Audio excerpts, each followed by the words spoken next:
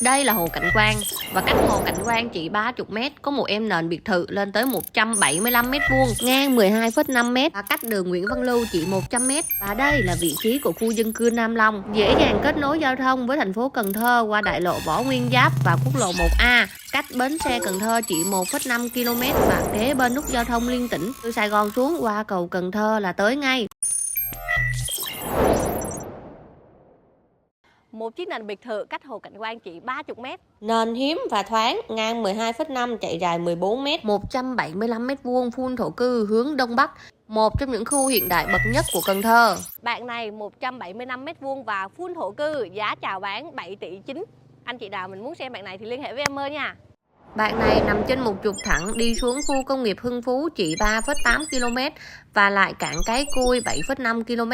Anh chị nào mình thích bạn nền biệt thự này thì kiếm em Nguyễn Mơ, bất động sản Cần Thơ.